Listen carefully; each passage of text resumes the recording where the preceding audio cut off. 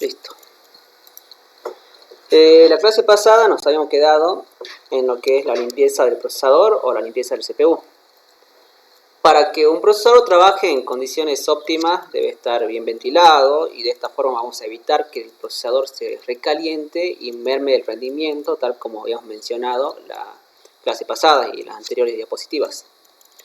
Ahora, la limpieza del procesador también es la parte más delicada del resto de los componentes. ¿Por qué piensan ustedes que es así? Y obviamente, ¿qué medidas de precaución es necesario tomar? Por los pines que tiene abajo del procesador y que van en contacto con ¿Cómo, el cómo? socket. Perdón, no escucho bien. Los pines que van en contacto con el socket de la CPU. Claro, bien, exactamente. Si Sí, uno ese se le es. llega alguno, se arruina todo prácticamente. Claro, así es.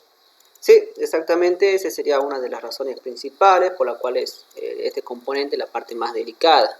Bien, a pesar de que con el funcionamiento normal estadísticamente no suele fallar, pero generalmente más que nada es un error humano o un error que nosotros sin querer provocamos y lo cual puede llegar a dañar a estos componentes, más bien al procesador en sí.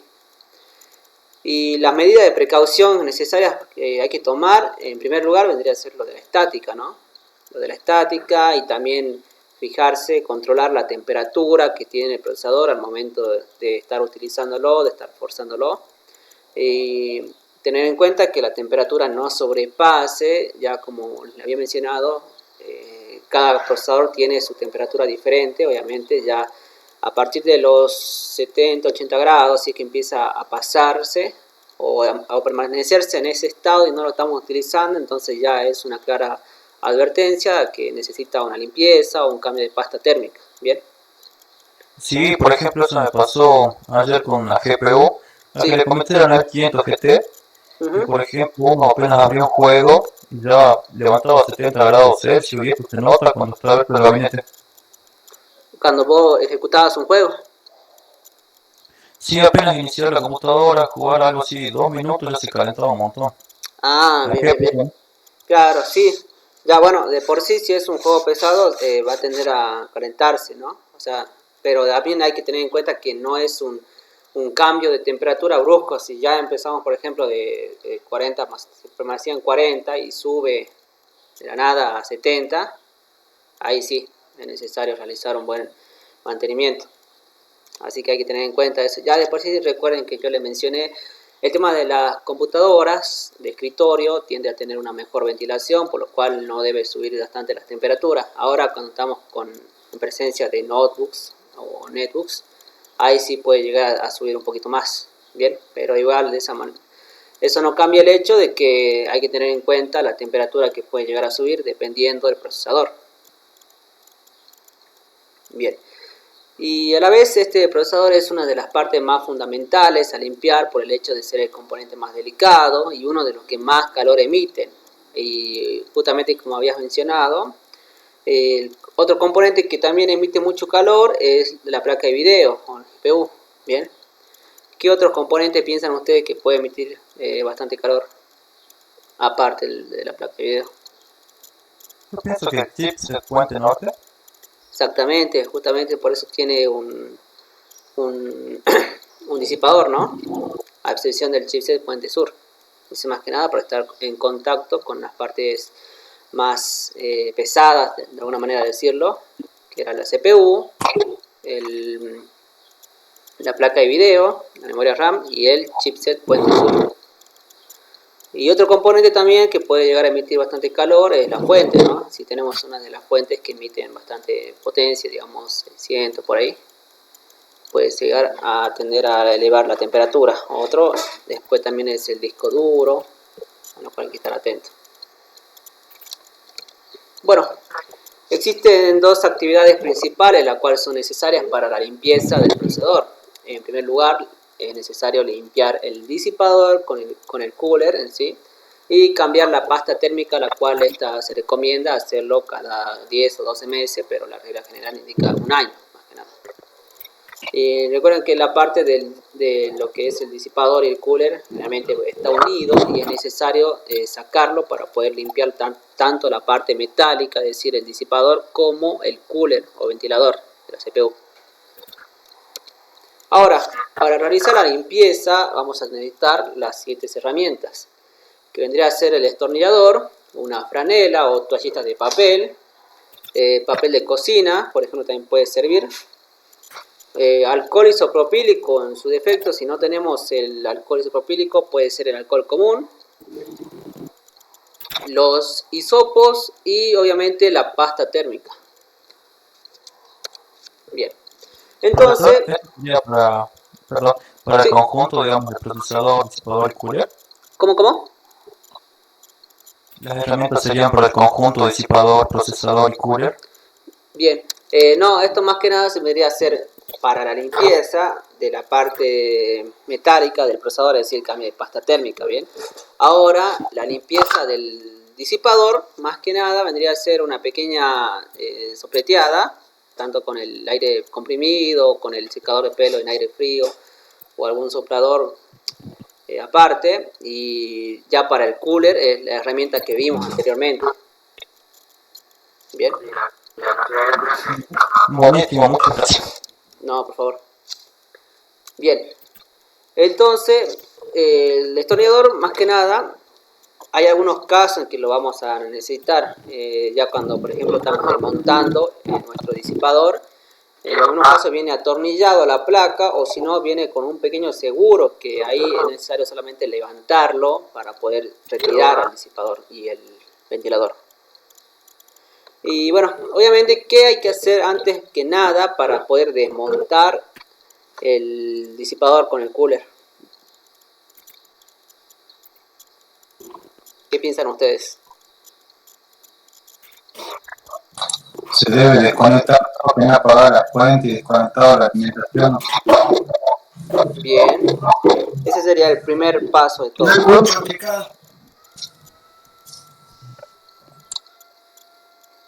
¿Cuál sería el otro? Ya tenemos, digamos que ya esperamos los 10-20 minutos que se recomienda.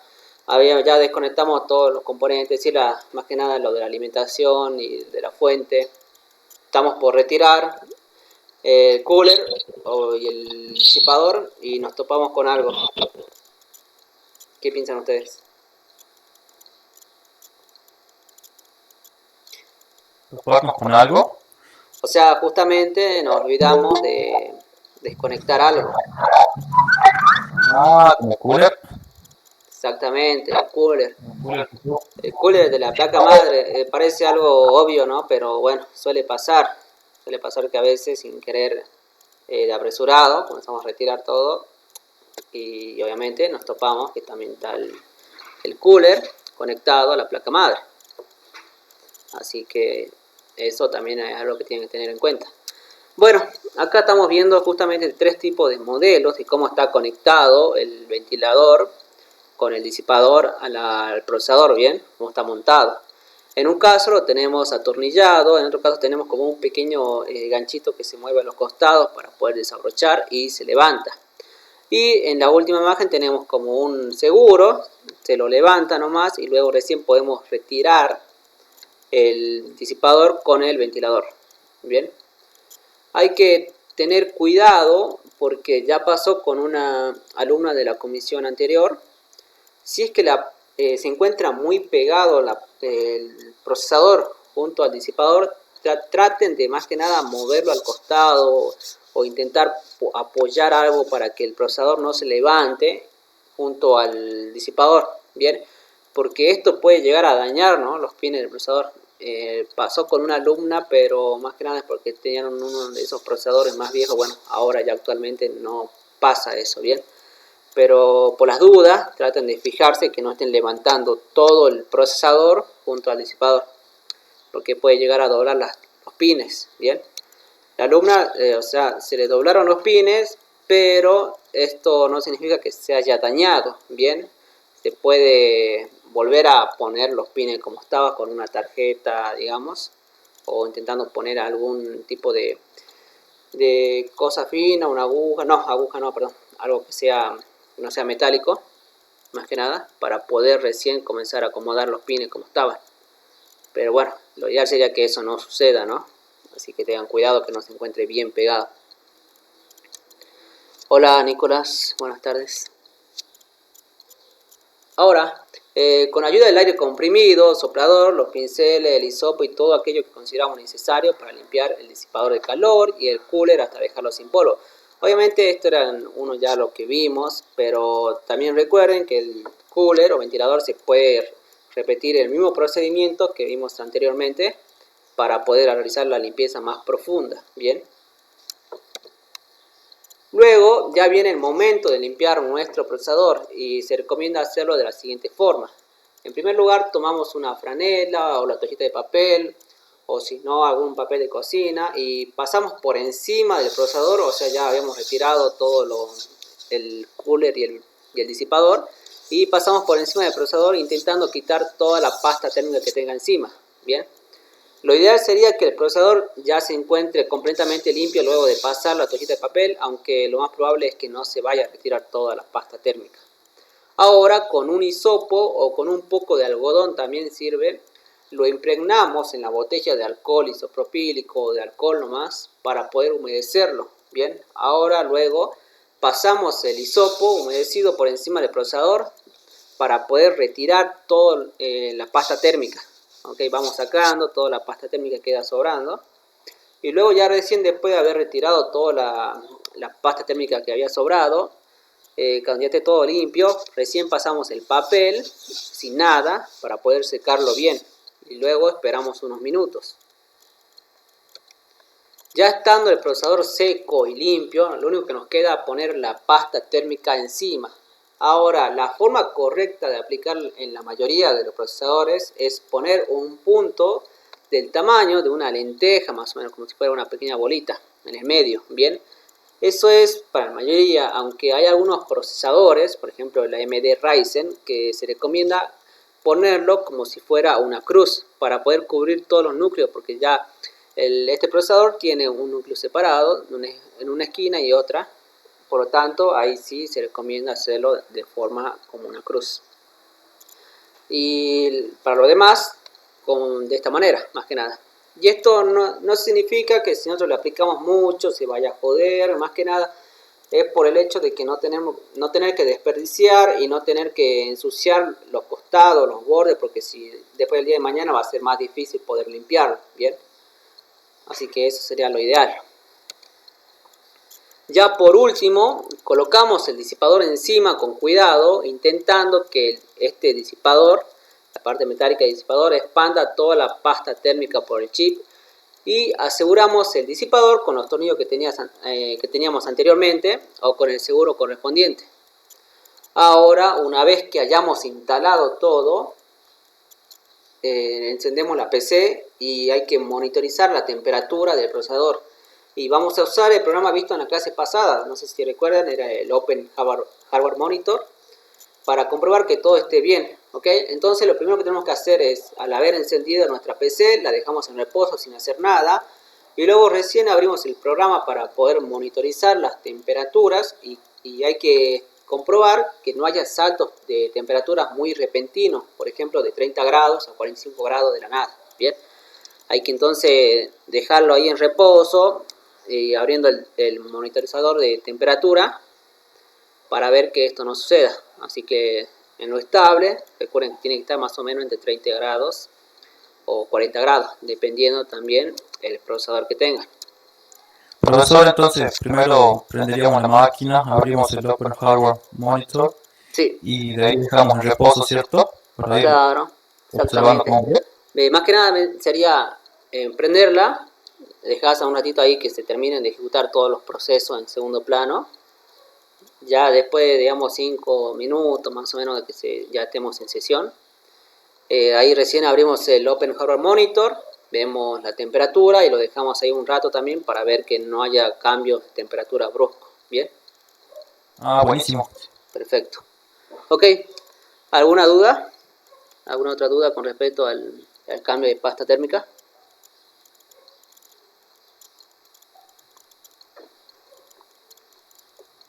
Bien.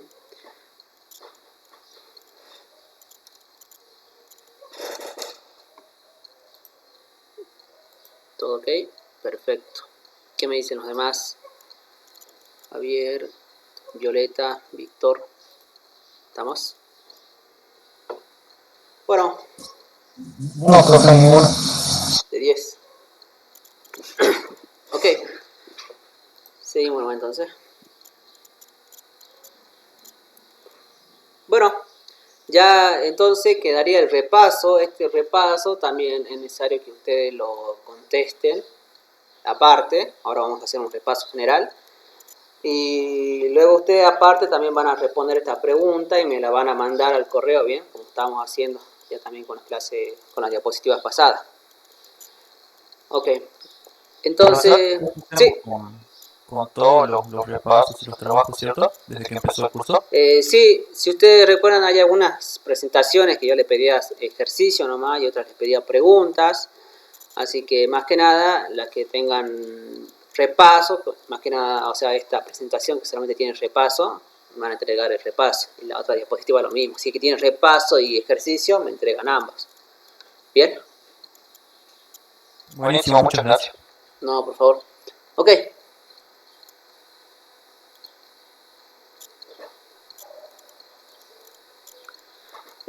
Cambiar la pasta térmica para una integrada es lo mismo que el procesador. ¿A qué te referís con una integrada, Nicolás? Debe ser la delicada, en realidad. Ah, la placa de video. Pues sí.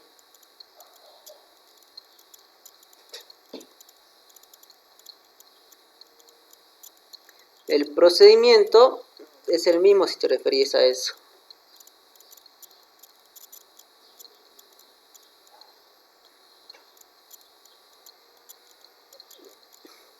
¿Profesor? Sí.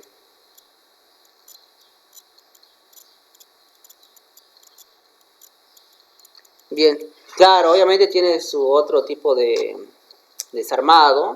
Yo la verdad que no cambié todavía una pasta térmica de placa de video, pero sí es el mismo procedimiento. Tiene la misma pasta térmica, todo. Sí. ¿Quién me preguntaba algo? Ahora le digo. Me pasa que justo se me está por caer el vaso. Bien, perdón.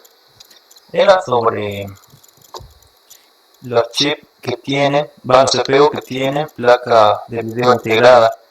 ¿Esa en qué parte está? ¿Viene dentro de toda esa placa metálica? ¿Vos te referís a los gráficos integrados? Sí. No, ya viene dentro del procesador. Ah, buenísimo. Claro. En algún lado vi una imagen que era un pequeño cuadradito negro, una cosa así. Sí, aún no sí. Y bueno, obviamente ya hay algunos procesadores que ahora actualmente no le están poniendo ya gráfico integrado, como por ejemplo hay algunos Intel Core i3, que es necesario tener una placa de video dedicada. Recuerden eso. Qué mal que hagan eso, ¿no? No sé si sea tan malo, ¿sabes? Porque a veces tener que al procesador la función de la placa de video y también la función del procesamiento puede llegar a disminuir. En cambio, tener las cosas por separado es a veces mucho mejor. Bien, es feo cuando nosotros solamente queremos utilizar una computadora de manera más simple, no para grandes cosas como jugar videojuegos, todo eso. Ahí sí. Y también más que nada cuando a veces tratamos de armar con lo que tenemos nomás una PC, y ya pasó justamente con un alumno de la comisión anterior, que se armó con el combo de actualización, todo eso, se armó su PC y se dio cuenta que el procesador que había comprado no viene con gráfico integrado, así que después tuvo que comprar aparte la placa de video. Así que Entiendo. Sí, más o menos. A eso apuntaba, digamos, que uno quiere actualizar la PC y capaz tiene un presupuesto muy acotado claro, y se da esta noticia. sí, justamente ahí sí. Ok.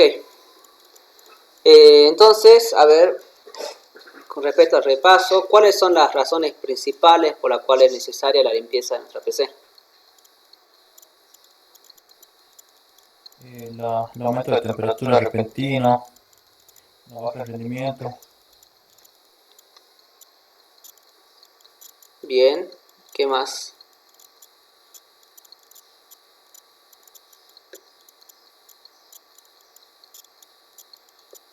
algunos síntomas.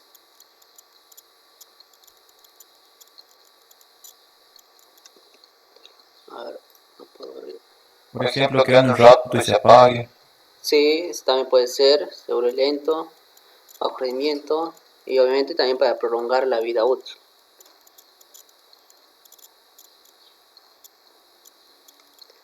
Procesadores con placa integrada vienen con Vega 11. Eso creo que son para los AMD, Nicolás, o también no sé Sí, si es para los Intel. Bien. Sí, más que nada justamente vendría a ser uno de los dos motivos, ¿no? Baja rendimiento, de temperatura que no sea muy alta y obviamente mantener la vida útil de la PC. Ahora, ¿cuáles son los síntomas justamente de que nuestra PC ya necesita una limpieza urgente?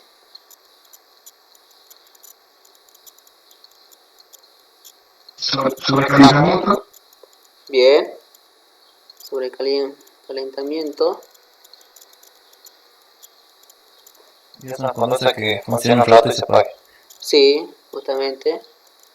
Se puede apagar de la nada también, recuerden. Por el tema que nos comentó una vez, ¿cierto? Para evitar que se arruine determinado componente como el CPU. Sí, claro, exactamente es por esa razón que se apaga, para que no se dañe ese procesador. Pantallazo azul, cuello repentino, bien, de 10. Estamos entonces. ¿Cuáles son las herramientas indispensables para el mantenimiento y limpieza de nuestra PC?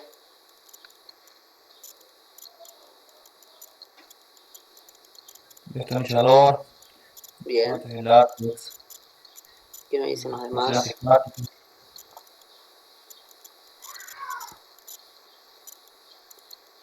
Ajá. También entraría lo que son alcohol isopropílico, aire comprimido, ¿eso? Sí, también sería necesario, bueno, pero en algunos casos si no tenemos, nos damos maña con lo que tengamos nomás y luego ya para futuro tratamos de invertir un poquito. Aire comprimido, alcohol, pincel, pasta térmica, perfecto, paño limpio, cepillo de dientes, hisopo. En el caso que no tengamos aire comprimido, El secador de pelo en frío, puede ser algún inflador de bicicleta, bien, también un... No. ¿Cómo? un compresor económico, algún compresor pequeño. Bien, sí, también sirve, de 10.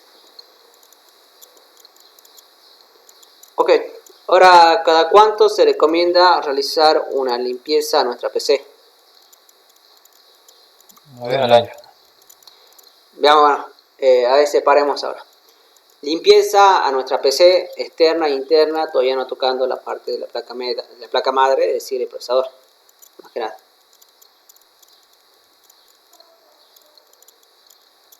Cada 6 meses. Bien, de 3 a 6 meses. Ok, justamente ahí. Cada 3 o 6 meses. Bien. Esto se puede... ¿Cómo?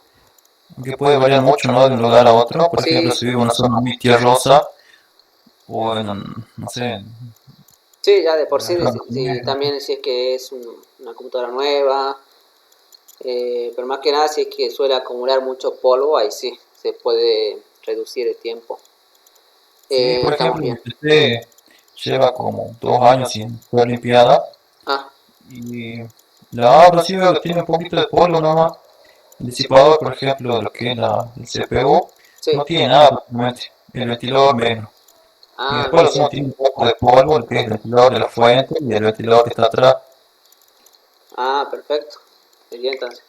Sí. Pero he visto casos de gente que tiene muchísima tierra acumulada. Ujú. Así es. Claro, todo depende también del uso que le damos. Y obviamente dónde lo tengamos. Bien, y limpieza y cambio de pasta térmica cada 10 o 12 meses. Perfecto. Bueno, si mi PC se apaga repentinamente, ¿cuál podría ser el motivo? ¿Qué piensan ustedes? Sobrecalentamiento. Exactamente.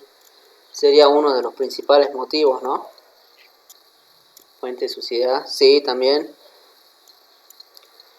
El apagado repentino, claro, más que nada sería por exceso de temperatura y es una medida de seguridad de la PC mismo para que no se dañe, más que nada el procesador. Sí, no se me ocurre otro motivo más que corte en la luz. ¿Cómo? Aparte no se me ocurre otro motivo más que corte en la luz. Claro, otro motivo más por excepción de ese nomás. Y obviamente también puede ser un daño en la fuente, termine apagándose, Sí, pero a lo mucho sí, debería puede haber explotar, más que nada. una suba, una caída de tensión repentina y queme algo en la Claro, fuente. exactamente eso. Sí, y uno también justamente como dice Javier, podría ser una falta de pasta térmica, provocar este sobrecalentamiento, lo cual llega a que mi PC se apague repentinamente. Bien. Sí, o que por ejemplo el disipador esté muy sucio y el cooler no consiga eh, Ujú. mover el aire, digamos. Sí, exactamente. De 10. Bueno, cada cuánto se recomienda, eso también ya lo vimos y justamente lo respondieron, cada 10 o 12 meses o anualmente, la regla. ¿Cuáles son las formas de probar una fuente de alimentación? ¿Se acuerdan de eso? Sí, estuvimos viendo que después de una limpieza podíamos conectar la fuente. Va, primeramente introducimos un clip en una de las fichas, no recuerdo el color, creo que era negra, Sí, la negra en contacto con otra. sí, Después conectamos la fuente y le pusimos la función de la misma. bien, justamente sí. Justamente como dice Jorge, Javier, Daniel, una es puenteando el pin verde con el negro. Sí, también puede Y... ser con un cable, ¿no? ¿Cómo? También podría ser con un cable en vez de un clip. Sí, claro, no hay ningún problema. Lo único que tenemos que estar pendiente es que haga contacto, ¿bien? Pero no cualquier tipo de material que sea conductor sirve. Y la segunda vendría a ser con el tester, probando el voltaje de los cables según el color. Bien. Y a partir, obviamente, del color negro, justamente tocando con el pin del negro también del tester, con los demás de color. Y teniendo en cuenta las los voltajes que tiene que devolver cada uno de ellos. Sí. ¿Y eso más o menos cuánto podría variar? Creo que era Y 0,5 más que nada voltios. entre 2 3 voltios. 2 Puede 3 variar. voltios.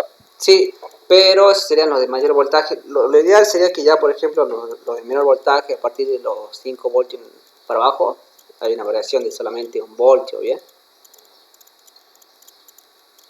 Ah, De buenísimo. 1 o 2 voltios. Bueno, bien. Sí, pregunto más que nada porque cuando enciendo mi PC me figura, digamos, el voltaje que está manejando que necesita suministrar hacia la placa y lo que está manejando la fuente, lo que está entregando. Ah, bien, bien. Perfecto. De 10. Bueno, y ahora, ¿cómo reconocer algunos componentes dañados en la fuente de alimentación? ¿Se acuerdan de eso? Por ejemplo, los capacitores se podría ver que estén hinchados o Sí, explotados. algunos hinchados. Vamos a Quizás ver. en algún otro componente que estén quemados o tengan algún puntito. Bien, sí, de 10. ¿Qué más podría ser? Algunas partes que estén dañadas, que hayamos visto en la fuente.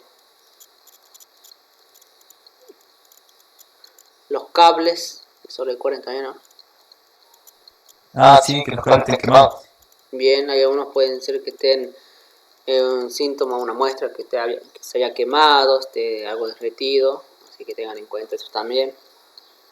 El color oscuro, el transitor, bien. El transitor Que no justamente también funciona puede el ser. ventilador. ¿Cómo? Que no funciona el ventilador de la fuente.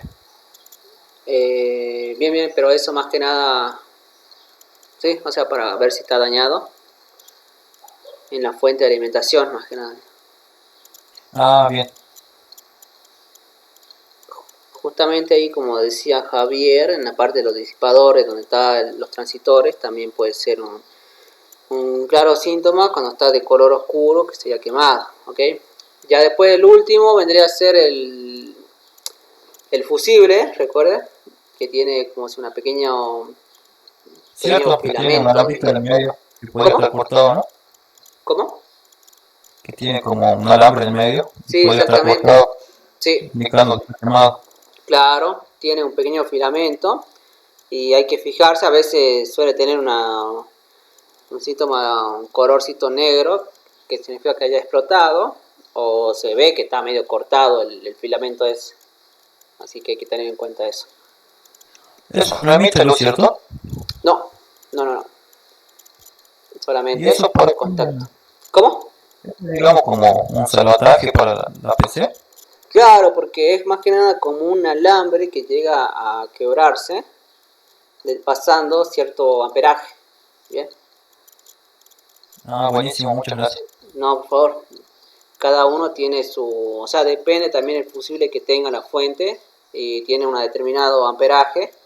Así que si ustedes un día ven que está cortado ese filamento, busquen ese amperaje que tiene, o más que nada llévenlo a ese fusible que está quemado y que lo cambien por uno igual.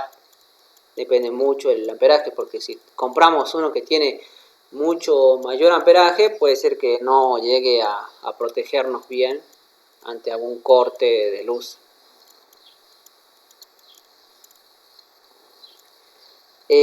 La fuente tiene resistencia. ¿A qué te referís con eso, Nicolás? Deben ser esos pequeños módulos que ofrecen cierta cantidad de ohmios para Sí, sí, sí. determinados. Claro, pero hay varios, o sea, Nicolás, hay varias resistencias. No, los que se distinguen por color son las resistencias. Tiene 4 colores. Claro, o sea, sí. La fuente, vos te si la fuente tiene resistencia. Sí, la fuente tiene varias resistencias, que era que habíamos visto. Y eran estas. A ver.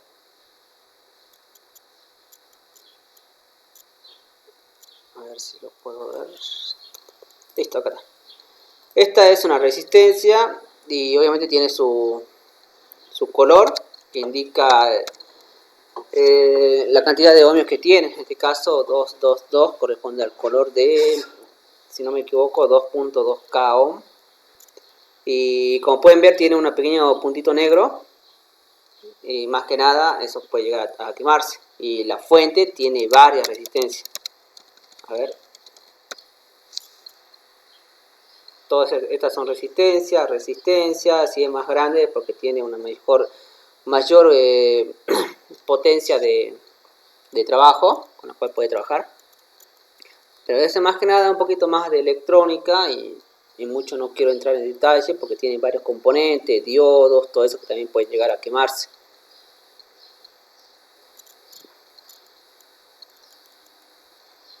Bien, Nicolás, ¿estamos? De 10. Bueno, estas son entonces las preguntas que luego me gustaría que lo puedan responder y me lo mandan al correo. ¿Bien?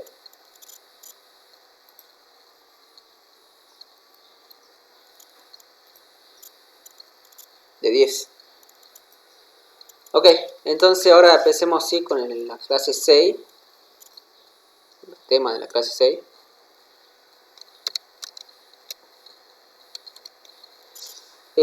Quedaría ver hoy lo que es el formateo, instalación, también vamos a ver un poco sobre la partición de discos y ya después la próxima clase miércoles vendría a ser la última clase, vamos a ver los drivers y programas indispensables, también seguramente vamos a tener una hora de repaso, una hora, si es que no hay ninguna duda, vamos a ver sobre el trabajo final, les voy a mostrar un ejemplito de trabajos finales para realizar la defensa.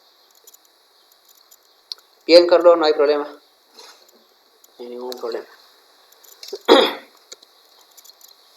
Bueno, el formateo de un disco duro se lo define como dar formato a un disco y este hace más que nada referencia a eliminar lo que se encuentra dentro de la unidad de almacenamiento y dejándola, en el mejor de los casos, dejarla a cero. Bien. Ahora, formatear entonces es reducir un disco duro a la configuración inicial, es decir, al estado de fábrica, y dejando la unidad totalmente limpia para instalar en ella cualquier cosa que nosotros queramos.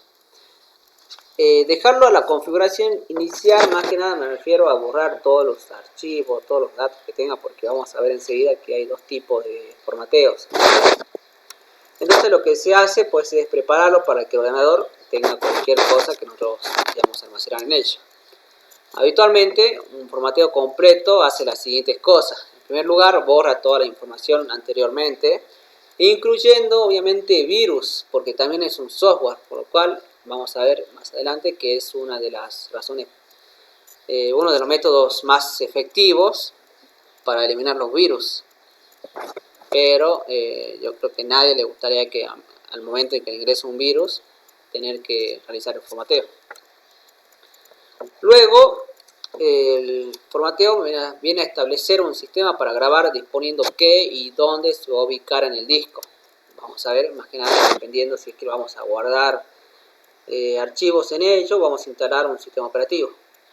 También verifica el disco sobre algunos posibles errores físicos o magnéticos que pueda tener lugar en el ordenador. Cuando realizamos el formateo se nos va a ver, vamos a notar algunos errores que puede llegar a tener.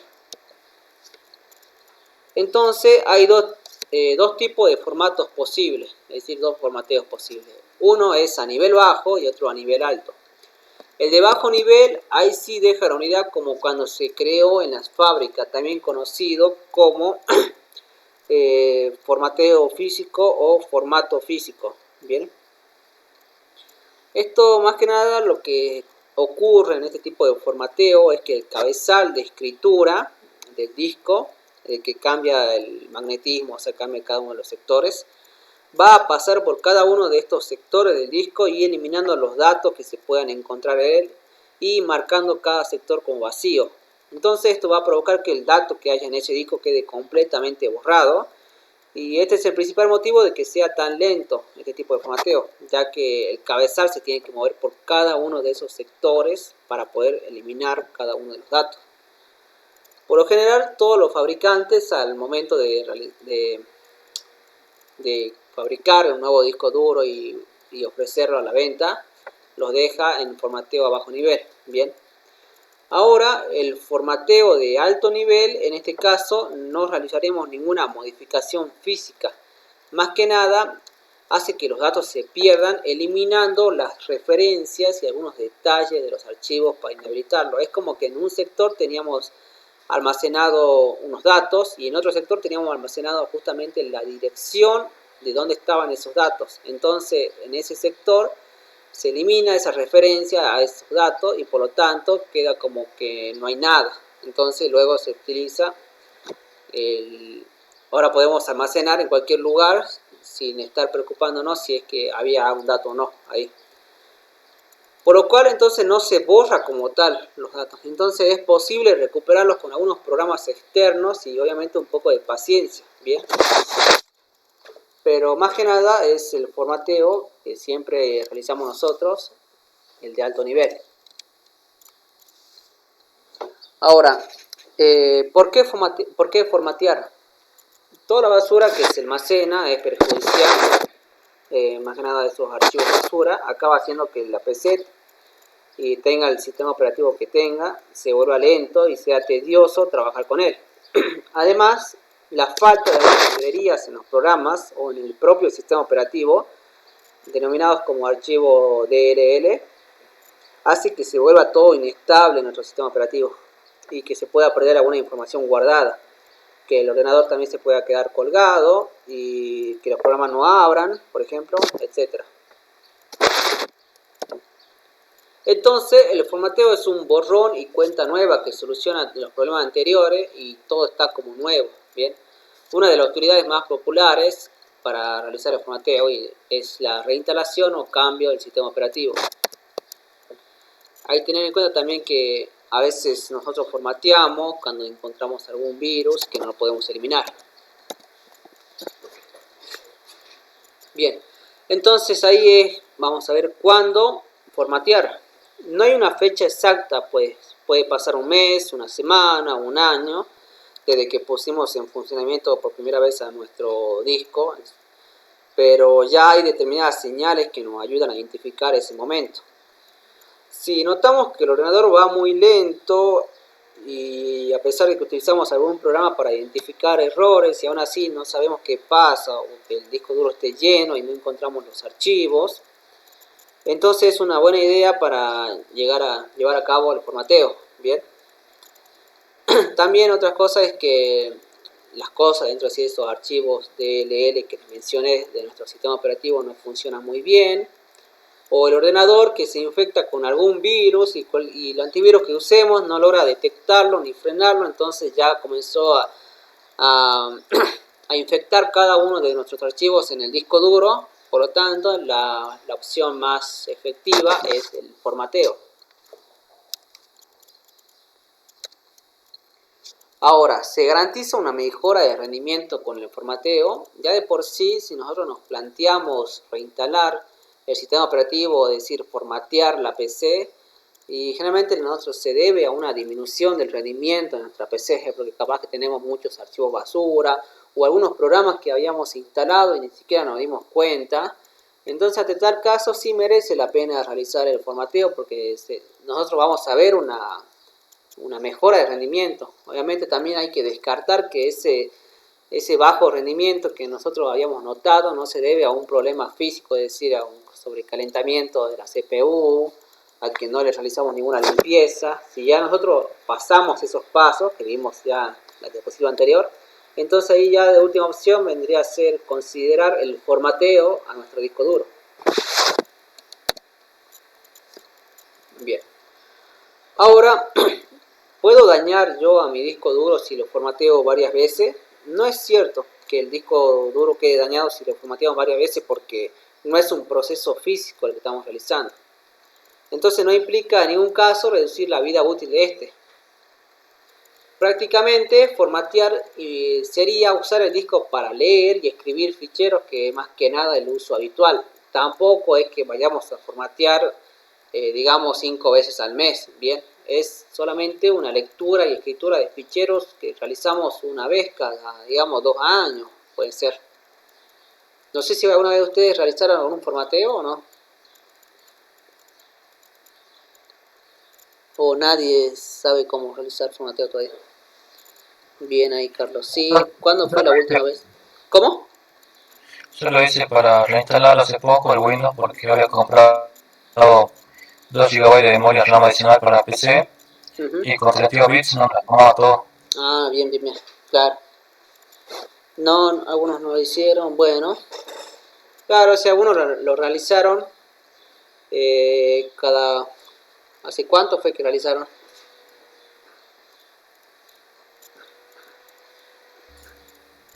No hace relativamente poco, lo hice 2 veces. Y después anteriormente No, lo había formateado también o ya no, o siempre no, tuvo. anteriormente hace mucho que no se formateaba nada. Bien, perfecto. Sí, justamente entonces es que no vamos a realizar un formateo cada tanto, más que nada es algo que lo realizamos una vez cada 2 años, capaz que ya vemos que nuestra PC tiene muchas cosas o empieza a andar mal, ahí sí. Perfecto. Bueno, hasta ahora estamos bien, ¿se entiende? Sí, profesor. Lo demás, ¿qué me dicen? Carlos, Sí, profe. Miguel, Nicolás, Miro, Sergio, Víctor. Vamos bien, de 10. Bueno, Sí, se entiende. perfecto. Entonces, veamos los pasos previos a formatear la PC. En primer lugar, realizar una copia de seguridad. Entonces, es necesario considerar si es que hay algún contenido que nosotros queremos preservar, ya que vamos a tener que eliminar todo, ¿bien? Entonces, hay dos opciones. En primer lugar, podemos hacer una copia de seguridad completa de nuestro perfil de usuario en el ordenador, de tal modo que vamos a rescatar absolutamente todo lo que forme parte de la instalación y más específicamente del usuario. Bien, sería en sí copiar todo el usuario completo para luego volverlo a traer a donde teníamos al nuevo sistema operativo que hayamos instalado. Y bueno, más que nada no es tan recomendable porque tendríamos todo lo anterior y no habríamos el formateo, no habría sido de la forma deseada. Luego, la segunda opción sería rescatar los archivos importantes de forma manual. Esto más que nada lo podemos hacer con una unidad de almacenamiento externa, como el disco duro, alguna tarjeta de memoria, obviamente que se adapte a lo que estamos por rescatar. El pendrive USB o simplemente también lo podemos levantar, subir a la nube, es decir, pasar todas las cosas que consideramos importantes al drive, digamos. Y más que nada es rescatar solamente lo importante, ¿bien? No todas las cosas. Y esto vendría a ser la segunda opción. Ya después, el siguiente paso vendría a ser los drivers para componentes críticos. Entonces se recomienda descargar esos drivers, o también denominados como controladores de componentes hardware. Así nos estamos ahorrando de posibles problemas futuros cuando ya hayamos realizado la instalación de nuestro sistema operativo. Lo más recomendable es realizar el backup de seguridad del controlador de Ethernet o el de adaptador inalámbrico de red, porque capaz que nos olvidamos y luego de haber reinstalado el sistema operativo, haber hecho el formateo, todo eso, nos damos cuenta que necesitamos volver a descargar todos los controladores estos. Así que hay que descargar el controlador de Ethernet o el adaptador inalámbrico de red Wi-Fi, todo eso. Y a veces también el de Bluetooth y cada uno de los controladores, también para la placa de video, todo eso. Así que es necesario, se recomienda más que nada hacer un backup de los drivers. Ya vamos a ver la clase que viene. Y luego ya por último penúltimo sería preparar el medio de instalación. Es necesario entonces preparar el medio en el cual vamos a realizar la instalación limpia, el formateo de nuestro sistema operativo. Bien, tenemos entonces dos opciones, una es con el CD de instalación o otra con el USB booteable, que ya vimos en la clase pasada cómo realizar un USB booteable. Y es la cual vamos a utilizar ahora. Bien, ya el último paso sería revisar los requerimientos mínimos para el sistema operativo que estamos por instalar. Si nosotros formateamos y luego queremos instalar, queremos pasar de Windows 7 a Windows 8, hay que tener en cuenta que los requisitos no son los mismos, ¿no? Capaz que ya tenemos instalado el Windows 7 y no nos dimos cuenta que justamente está cumpliendo con los requisitos recomendados. Y ahora queremos pasar a un Windows mucho mejor y hay que tener en cuenta que cumpla esos requisitos. Ya de por sí, las netbooks del gobierno se recomienda más que nada tenerlo a Windows 7 o a Linux, que sea una versión algo antigua, porque no tiene muchas características. Bueno, ahora, ¿cómo formatear la PC? Existen varias maneras de formatear una PC. Hay desde un medio de instalación, USB o CD, hasta o desde el mismo sistema operativo con un programa. En este caso vamos a tomar como ejemplo el formateo de una PC con Windows 7 desde una instalación con USB, y los pasos a seguir son: en primer lugar, realizar el backup o respaldo de datos del contenido que queramos resguardar antes de formatear, eso ya lo mencionamos. El segundo paso sería descargar la imagen ISO del sistema operativo que queremos instalar, en este caso Windows 7, y obviamente hay que tener en consideración las especificaciones técnicas. Bien, entonces uno lo que puede hacer tranquilamente es ir a ver Windows 7, para seguir el ejemplo, requisitos, vamos a googlearlo, podemos ir a la página oficial de Windows, y ya nos está diciendo que esto es lo que nosotros necesitamos tener en nuestra computadora, un procesador de 1 GHz. No dice qué tipo de procesador, o sea, ya de por sí, si nosotros vamos utilizamos CPU-Z para ver qué tipo de procesador tenemos, y ya cumple con 1 GHz, ya está. Y obviamente que sea de 32 bits o de 64 bits, ya tienen todos los procesadores, la mayoría. Para realizar la instalación de un sistema operativo de 32 bits es necesario tener 1 GB de memoria RAM. Ahora, si queremos instalar uno de 64 bits, entonces necesitamos 2 GB de RAM. Bien. También es necesario tener 16 GB de espacio disponible en nuestro disco duro para el de 32 bits. Ahora, para el de 64 bits necesitamos tener 20 GB. Y luego, por último, una tarjeta gráfica con controlador, todo eso. Ese ya de por sí bien con los procesadores, no hay ningún problema. Bien. Profesor, Sí. le hago una consulta. Si por ejemplo tuviese 3 GB de memoria RAM física e instalase Windows 7 de 32 bits, ¿habría algún problema? 3 GB no. Ya a partir de 4, sí. Solamente te va a reconocer mucho 3.25 GB. Sí, más allá de eso también le pregunto porque la vez pasada cuando tenía Windows 7 de 32 bits Ajá. y le puse total de 4 GB de memoria RAM, primeramente arrancaba bien y después ya se quedaba congelada en la pantalla iniciando Windows. ¿Cómo? Perdón, no te escuché bien. Se corta un poquito. Está bien que antes, cuando tenía Windows 7 de 32 bits Sí. y le aumenté 2 GB de memoria RAM a los 2 que ya tenía, Uh-huh. primeramente arrancaba bien la máquina y después ya se quedaba la pantalla congelada en iniciando Windows. Ah, mira vos. Y además no reconocía 1,15 GB más o menos. Bien, bien. Y más que nada que se cuelgue es raro. Podría ser un problema con la memoria, es decir, con el slot, que no haya estado bien conectado, pero será difícil que si se cuelga, generalmente es por otra cosa, no necesariamente la RAM. Bien. Ya de por sí lo del 1.5 que no te reconozca de la memoria RAM, eso sí ya se entiende. Pero lo otro que se llega a colgar, capaz que sea un problema con el disco duro o algo así, que a veces se desconecta. O puede ser que no estaba bien conectada la RAM, estaba algo sucia al momento de que hayas conectado, o algún tipo de suciedad también en los slots. Porque ya de por sí cuando se desconecta una RAM, mientras está iniciando, mientras está funcionando, llega a tener un momento que se apaga, se cuelga la computadora.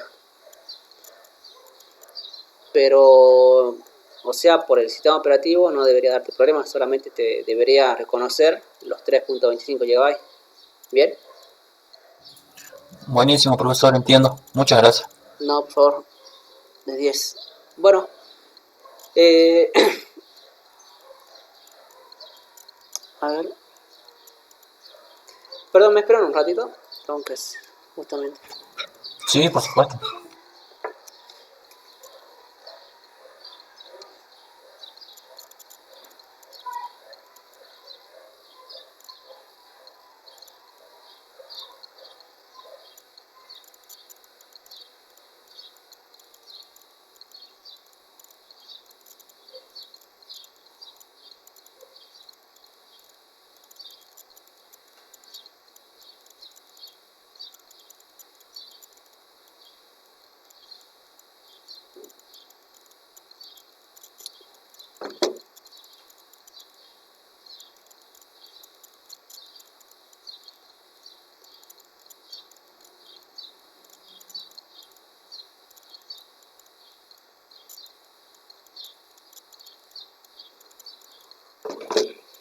Bueno, ahora sí. Perdón. Eh, bueno, entonces luego de descargar la imagen ISO y ya revisamos las consideraciones de las especificaciones técnicas, ahora es tiempo de crear nuestro USB booteable. Bien. Para eso yo preparé este video. Díganme si se puede ver.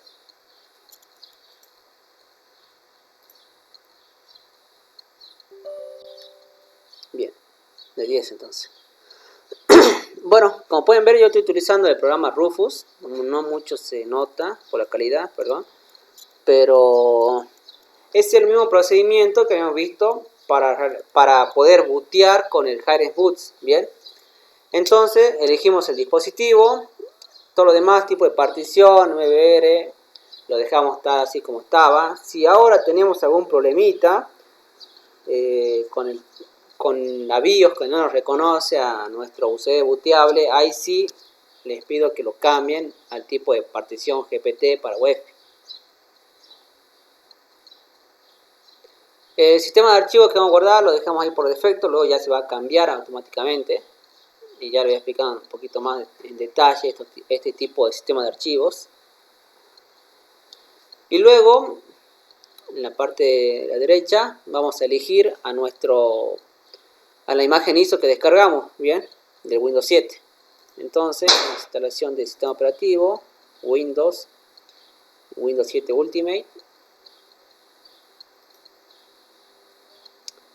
Y entonces lo elegimos y como pueden ver ya también se cambió el sistema de archivos a NTFS, que es el sistema de archivos que utiliza para poder realizar la instalación de un sistema operativo. Bien. Luego tenemos todo lo demás listo. Podemos cambiar el nombre de la etiqueta. Y ya luego sería lo último, empezar y esperar a que termine. Bien. Bueno, entonces ya después de haber finalizado, ya quedaría solamente apagar nuestra PC. Obviamente insertamos el USB booteable luego de encenderla, al momento de encenderla. Y accedemos al boot menú. Eso es algo que ya creo que ustedes ya a esta altura habrán practicado, ingresar al boot menú, todo eso. Y ahora seleccionamos el USB como modo de arranque. Pueden hacerlo desde el boot menú o pueden cambiar desde el boot del setup de la BIOS. Luego vamos a ver en pantalla dos opciones, una que vendría a ser la de actualización y la otra de personalizada avanzada, que una sería más que nada para poder actualizar a un nuevo sistema operativo, a una versión más reciente de Windows. Se van a conservar los archivos, es lo que nosotros no queremos. Ahora la personalizada, en esta vamos a instalar una nueva copia de Windows y esta opción no va a conservar ningún archivo o configuración ni programas de Windows anterior. También en este caso nos va a permitir a nosotros poder realizar cambios en los discos como particiones al momento de realizar la instalación. Y es lo que nosotros queremos y también queremos borrar todo lo que había anteriormente. Entonces vamos a elegir la personalizada avanzada. Vamos a ver esto. Vamos a pasar esta imagen porque creo que con el video se va a entender mejor. Bueno, acá pueden ver que yo ya accedí. Luego de haber accedido a mi USB como modo de arranque, va a aparecer esta pantalla negra. Me va a decir que Windows está cargando los archivos, entonces tengo que esperar nomás.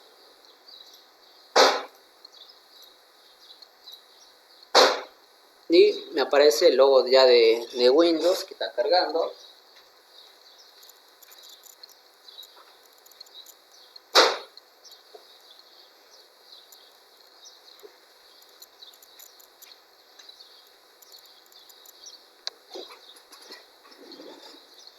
Bien. Bueno, acá ya al principio nomás me está diciendo qué tipo de idioma va a instalar, obviamente español, el formato de hora y moneda y el teclado o método de entrada. Esto es algo importante y lo cual es necesario que ustedes tengan en cuenta porque para evitar más que nada unos problemas a futuro va a ser necesario que ustedes se fijen qué tipo de teclado poseen ustedes. Hay dos habituales en las computadoras, que es el teclado español, de tipo español, y el teclado latinoamericano. Bien, para poder distinguir qué tipo de teclado tienen cada uno, es necesario que se fijen, para hacerlo más fácil, fíjense el arroba. Si ustedes tienen el arroba junto a la tecla 2, entonces es teclado de tipo español. Si ahora el arroba está junto a la letra Q,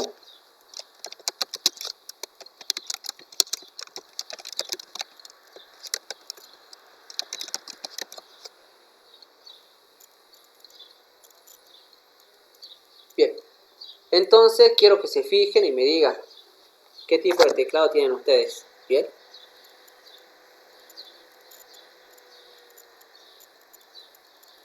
Bien, perfecto.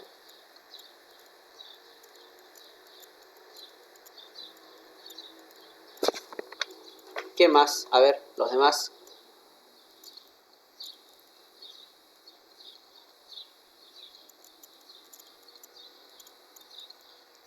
En español y la notebook es de latinoamericano. Bien. Hay que fijarse eso porque a veces es un poquito difícil. Tenemos las teclas, vemos que ahí dice, por ejemplo, para poner asterisco o para poner 2 puntos y queremos justamente poner 2 puntos y no nos sale. Bien, nos sale otras cosas que nada que ver. Entonces, sí. ¿Cómo es eso? No escucho bien, Sergio, perdón. Para identificar si es español, ¿cómo es lo que pasa? ¿Cómo? Perdón, no te escucho algo entrecortado. Si podés mandarlo al chat también. ¿Ahí me escuchan? Sí, te escucho ahí un poquito bajo, pero a ver. Con respecto a claro, No, ahí sí te voy a cortar, Sergio. Perdón. Trata de escribirlo al chat, a ver si podés. no,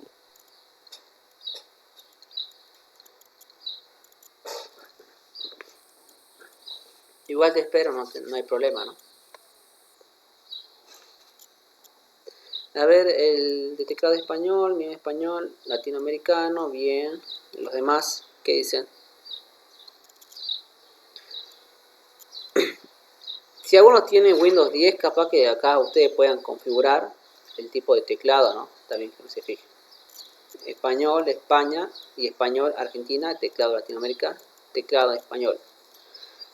¿Cómo reconozco qué tipo de teclado es? Justamente con la tecla. A ver, yo creo que no la anoté. Ahí está. Si la arroba, la tecla de arroba, lo tenés justamente con el número 2, con la tecla del número 2, entonces es un teclado español. Si ahora lo tenés junto a la tecla Q, es un teclado latinoamericano. ¿Se entiende, Sergio? Bien, perfecto. Eso anótenlo. Entonces, si ustedes ya ahora tengan en consideración, bien, de 10 entonces, tengan en consideración qué tipo de teclado, después ya más adelante no van a tener ningún problema, porque a veces queremos poner una arroba, queremos poner un asterisco, todo eso, y no es el que se muestra en nuestro teclado, bien, cuando lo estamos buscando. Bueno, eso sería en primer lugar. Luego, dependiendo del tipo de teclado que tienen, lo van a buscar. Al principio les va a aparecer español y si ustedes bajan va a salir Latinoamérica. Entonces en mi caso voy a seleccionar Latinoamérica, le voy a dar siguiente, formato de hora y moneda, buscaré Argentina, español, Argentina y el idioma, ya obviamente español. Ya me está dando las opciones de primer lugar que saber antes de instalar Windows, pero eso lo salteamos, y también me da la opción de reparar el equipo. Esto a veces está bueno cuando tenemos algunos problemas con el Windows, algunos archivos faltantes que es del propio Windows, entonces necesitamos repararlo y con el sitio de instalación lo podemos hacer, pero en nuestro caso lo que queremos hacer es el formateo. Bien, vamos a dar entonces a instalar ahora y el programa de instalación se va a iniciar. Vamos a ver. Me va a aparecer los términos de licencia, lo de aceptar los términos.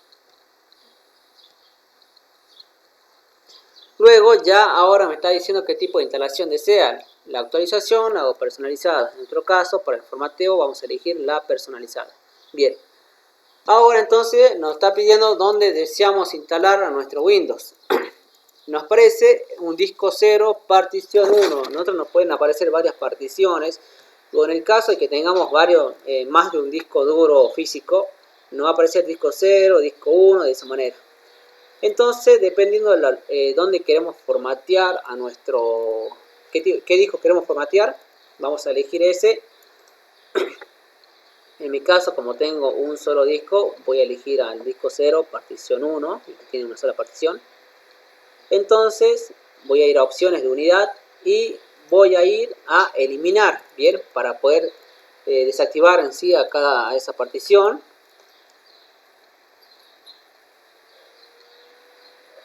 Al darle a eliminar me está diciendo que es posible que la partición contenga archivos de recuperación, archivos del sistema o software importante del fabricante del equipo. Si elimina esta partición se van a perder datos almacenados en ella. Bueno, es lo que yo quiero eliminar y me va a aparecer como espacio sin asignar en el disco. Bien, si yo tengo también otras particiones tengo que hacer lo mismo para que luego este se llene y ya quede un solo espacio sin asignar en el disco 0.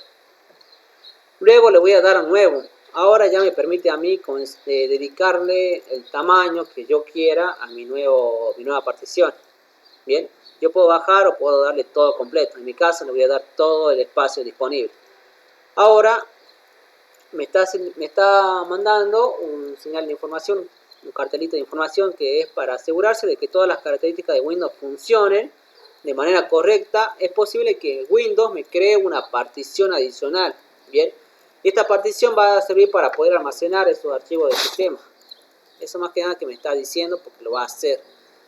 Y como pueden ver, Windows me creó una partición 1 que es reservado para el sistema. Y yo no le voy a poder errar al momento de realizar la instalación porque no me va a permitir a mí instalar el Windows ahí, en esa partición. Bien. Bien, al momento de hacerle clic, me va a aparecer que Windows no se puede instalar en la partición 1 del disco 0. Ok.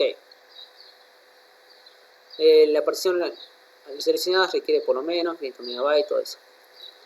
Ahora el disco 0, partición 2, lo ideal sería que yo le dé en formatear y bueno, voy a tener que esperar más o menos, dependiendo del tamaño, por ahí, unas 2-3 horas, de que termine el formateo, bien. Luego recién le voy a dar a siguiente y entonces va a empezar el proceso de instalación de Windows.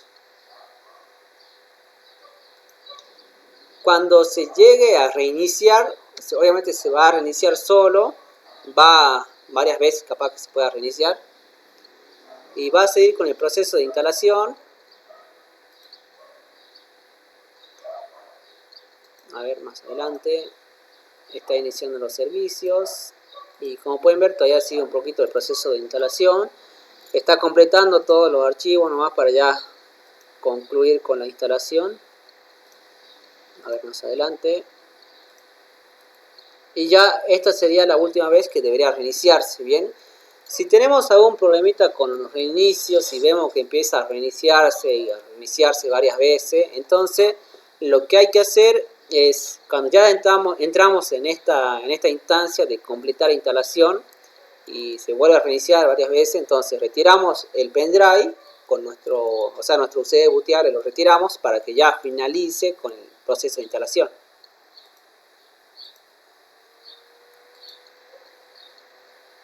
Vamos a ver que dice iniciando Windows. Ya esta instancia, si ya inició Windows, todo bien, hay que retirar el pendrive también, se recomienda.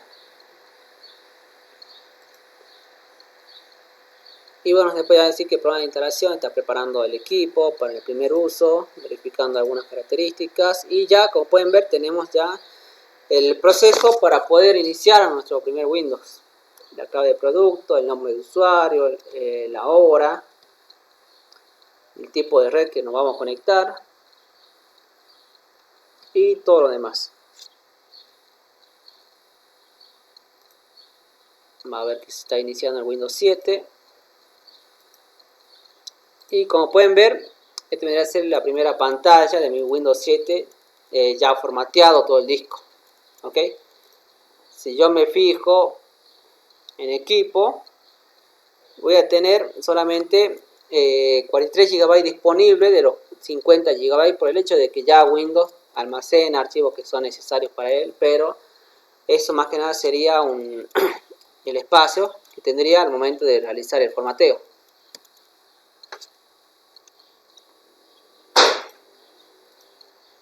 Bien.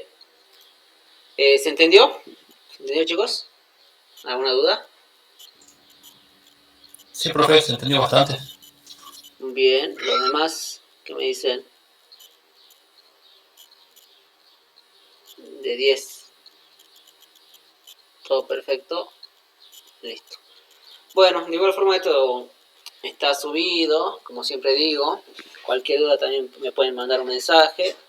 Y alguno que quiera realizar una instalación nueva en un sistema operativo, formateo, si tiene alguna duda, me manda un mensajito. De 10 entonces. Bueno, ahora tenemos otro tipo de formateo. Vamos a ver que es desde el Windows 10. Para poder, no sé si Windows 8 creo que no tiene, Windows 8 creo que sí tiene, ya Windows 7 no tiene este tipo de formateo, realizarlo desde la misma PC. Pero vamos a ver el que ofrece Windows 10. Entonces lo que hay que hacer es abrir el menú de configuración y desde allí accedemos a actualización y seguridad. Bien.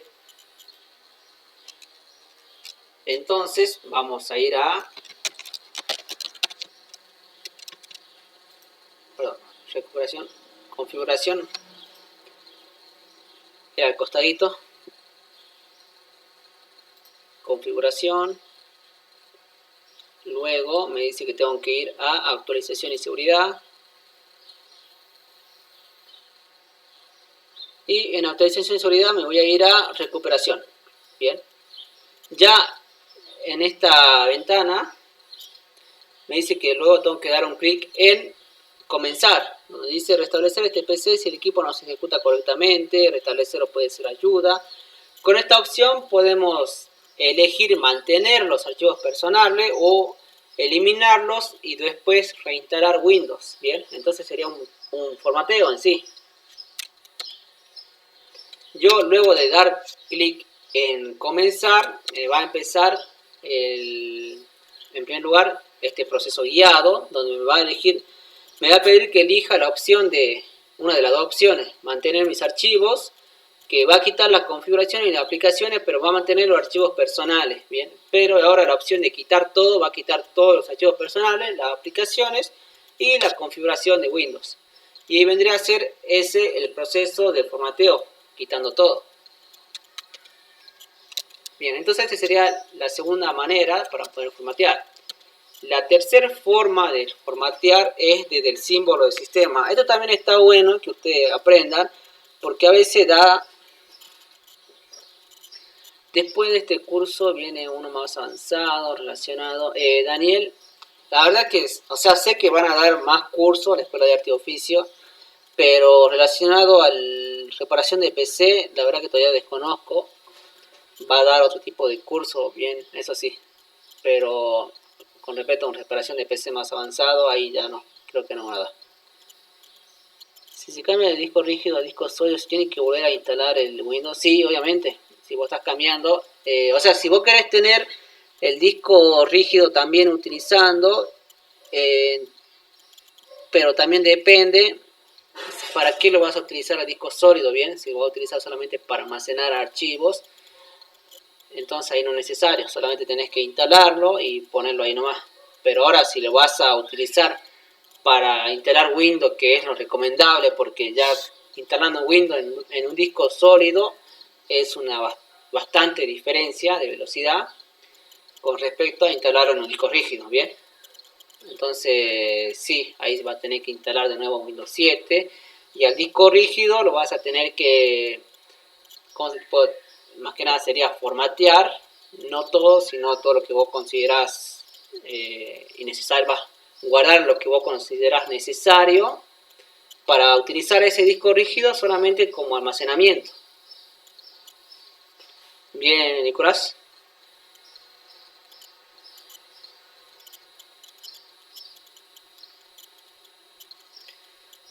¿Estamos? Perfecto. De 10 entonces. Bueno, como estaba diciendo, el formateo del símbolo del sistema es un poquito tal vez más difícil. Pero ya siguiendo estos pasos, no tanto. Pero está bueno que ustedes sepan, a veces cuando tenemos algunos problemas con el tipo de al momento de realizar una instalación en un disco nuevo, digamos, capaz que sea necesario formatearlo con otro tipo de formato, más bien. Así que ya de por sí está bueno que lo sepan. Para eso, entonces vamos a abrir el símbolo del sistema, o también conocido como terminal o simplemente CMD. Vamos a escribir entonces en el buscador de Windows símbolo del sistema. Recuerden los acentos, que también lo toman. Luego aquí me pide que escriba diskpart. Entonces voy a poner diskpart. Y se me va a abrir la otra ventana más, donde ahí yo voy a poder hacer todo tipo de uso para lo que es el tema de los discos. Bien. Entonces ahora lo que voy a ejecutar es list disk. Voy a escribir list disk. Y me va a mostrar los discos que tengo yo actualmente en mi PC, es decir, en mi notebook. Tengo entonces un disco 0 que es de 1 tera y mi pendrive que también lo considera que es de 30 GB. Bien.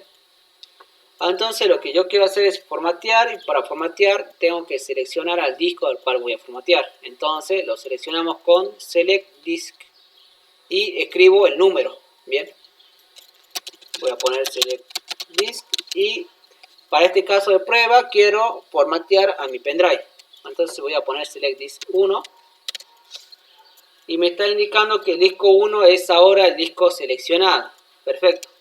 Para poder corroborar eso voy a escribir de nuevo list disk y como pueden ver ahora me aparece un asterisco en el disco 1 indicando que es el que está seleccionado.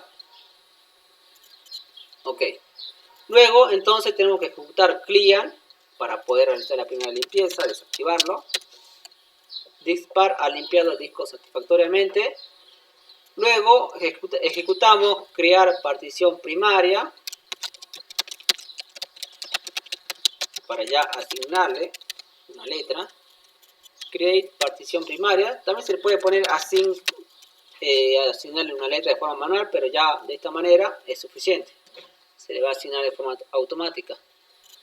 Y luego ya por último ejecutamos format fs igual a ntfs. Esto depende mucho del tipo de dispositivo que estamos por formatear. Y luego entonces esperamos a que finalice el proceso. Bien. Para mencionarles, hay varios tipos de formato. Vamos a escribir entonces formato igual a NTFS. El formato NTFS más que nada hace referencia a los discos duros. Bien, se utiliza mucho para se utiliza en general para los discos duros nomás. Para los pendrive también lo puedo utilizar ese tipo de formato, pero se recomienda usarlo en el formato FAT32. Bien, ahora, ¿qué diferencia hay entre FAT32 y NTFS en un pendrive? Bueno, la primera diferencia es que a mí me permite, en el formato NTFS, digamos que yo quiero pasar una película que pesa más de 4 GB y quiero pasarlo a un pendrive, ¿bien? Entonces, si yo lo paso así nomás, sin haberlo descomprimido en varias partes, no me va a permitir, ya que se lo considera...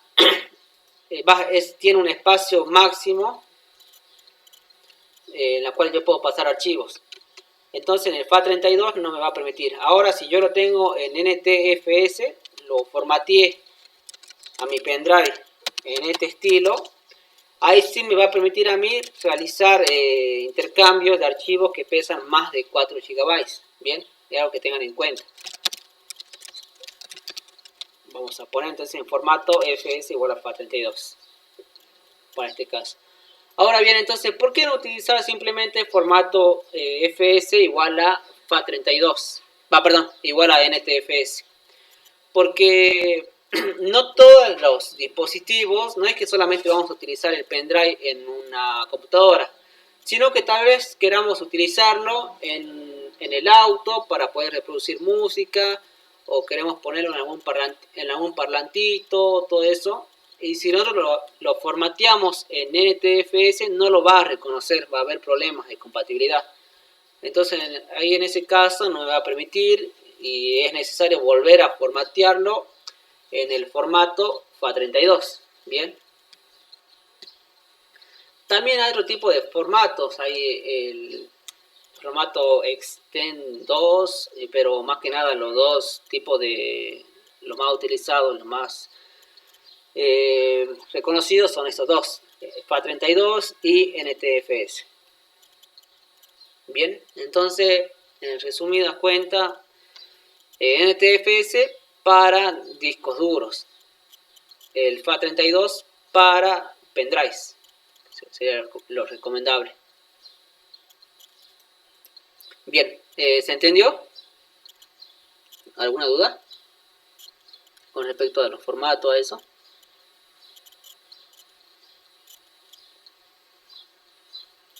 Ok, entonces estamos de 10. Perfecto. Bien, en este caso va a tardar su tiempo este tipo de formato, el formateo, porque es una manera más minuciosa. Hay otro tipo de formateo que también es desde la misma PC. Digamos que yo voy aquí,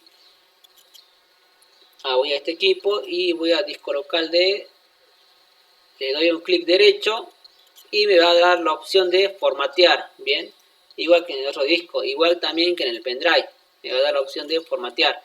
Pero bueno, este no es un formateo más rápido, no tan utilizado y no tan recomendable que los demás formateos que vimos recién.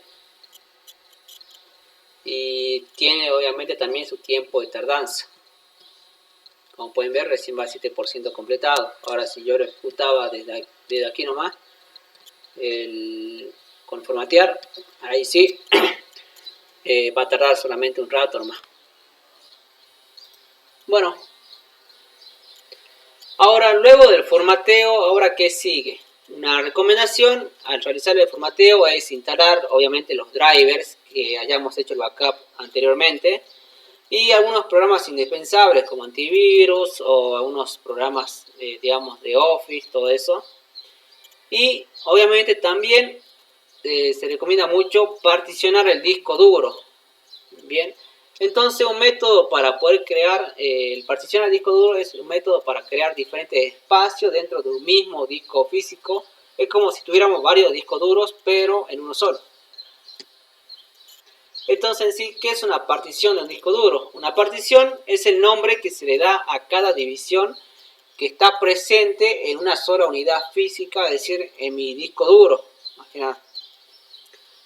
Entonces las particiones pueden utilizarse para varios fines. Por una parte se puede dedicar una especialmente para datos sensibles como medida de seguridad y otra es para la instalación de diferentes sistemas operativos en el mismo disco. Digamos entonces en primer lugar que sería para una dedicar especialmente para datos sensibles, nos aparecería de esta manera, donde tenemos un disco local C y un disco local D. Y digamos que no lo estamos poniendo todo en el disco local D, todos son archivos que consideramos importantes, como archivos como fotos, videos, archivos de la facultad, del trabajo, todo eso. Y en el disco local C tenemos instalado a nuestro Windows. Y otro uso es la instalación de diferentes sistemas operativos en el mismo disco. Por ejemplo, tener en uno instalado Windows y en otro tener instalado Linux. Ahora, existen tres tipos de particiones. En primer lugar, a un disco duro se lo puede realizar cuatro tipos de particiones primarias. Bien, la partición primaria son esas divisiones primarias del disco duro que dependen más que nada de una tabla de particiones y son las que va a detectar la PC al momento de arrancar. Bien. Entonces, por eso es que en estas es donde voy a instalar los sistemas operativos. O sea que ya de por sí en un disco duro yo puedo instalar hasta 4 sistemas operativos. Pero se reemplaza esa cuarta partición si es que yo creo una partición extendida o secundaria. Bien, en ella no puedo instalar un sistema operativo, ya que solamente lo estoy utilizando para almacenar datos. Para eso nomás estoy utilizando eso. Esto quiere decir que solamente va a haber datos, ningún sistema operativo. Y ahora ya después, dentro de esta partición extendida, si yo le quito un poquito de espacio a esa partición extendida y creo varias particiones. Esas particiones se van a denominar como partición lógica, ¿bien? Entonces, digamos que tenía disco local C, que era una partición primaria, disco local D, que era una partición extendida, que utilizaba para almacenar archivos más que nada. Y dentro de esa partición D, le quitó un poquito de espacio para crear otra partición, y ahora se llama como disco local E, digamos. Entonces ahí corresponde a una partición lógica, que también la puedo utilizar para almacenar archivos. Solamente lo puedo utilizar para almacenar archivos. Obviamente no puedo instalar un sistema operativo tampoco aquí, ni en la partición extendida. Bueno, entonces, ¿por qué usar particiones? Se mencionan algunas razones por las cuales es necesario, por las cuales se considera importante particionar el disco duro. En primer lugar, salvaguardar tus datos en caso de fallos del sistema. Si el sistema operativo empieza a fallar cualquier cosa, digamos controladores o aplicaciones o algún virus que se haya infectado en nuestra PC, es probable que no podamos acceder a la unidad ni realizar una restauración del mismo sistema operativo. Entonces, contar con al menos dos particiones, una para el sistema operativo y otra para almacenar datos, nos va a asegurar que ante un fallo del sistema no va a afectar a los archivos personales que teníamos instalados en otra partición. Bien. De la misma manera, si tenemos que volver a instalar desde cero el sistema operativo, solo es necesario formatear esa partición y vamos a mantener asegurada en la otra partición todos los archivos que consideramos importantes, todas las copias de seguridad y archivos personales. Ese sería el primer motivo por el cual es importante realizar particiones. Ahora el segundo es realizar la instalación de varios sistemas operativos. La mayoría de sistemas operativos obliga a instalarlos en una partición primaria, como mencioné. En este escenario, entonces, contar con varias particiones separadas es obligatorio. ¿Bien? Además, puedo crear terceras particiones también para poder compartir archivos entre los distintos sistemas operativos, para que sea un poquito más avanzado este tipo de cosas. Ahora, en tercer lugar, el rendimiento mejorado. Bien.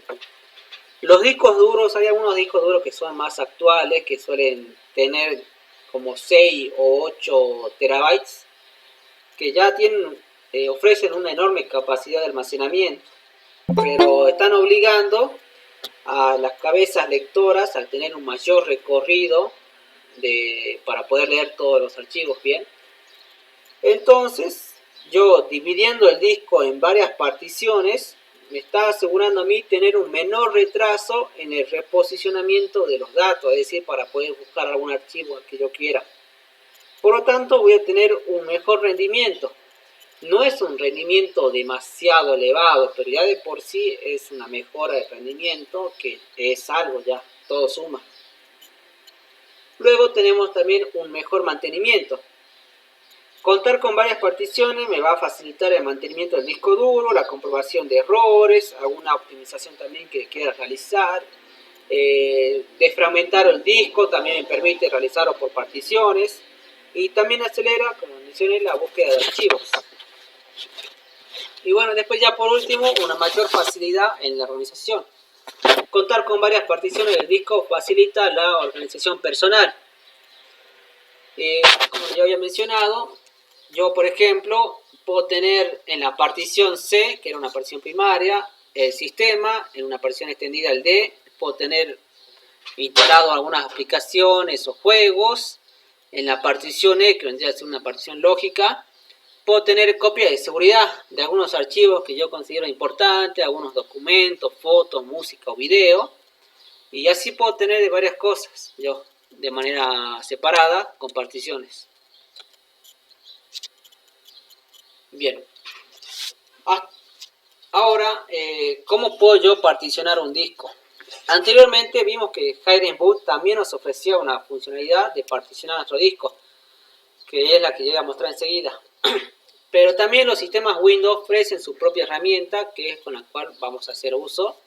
Para poder acceder a este tipo de particiones, vamos a ver en panel de control, herramienta administrativa, administración de equipos y administración de discos. pero también lo podemos hacer de manera más sencilla, buscándolo en Windows. Las que tengan la PC en mano también vayan siguiendo, ¿no? Y me avisa. Vamos a escribir entonces, crear y formatear particiones del disco duro. Voy a hacer un clic. A ver si esto terminó todavía el formateo. No, 32% completado. Como pueden ver, lleva su tiempo.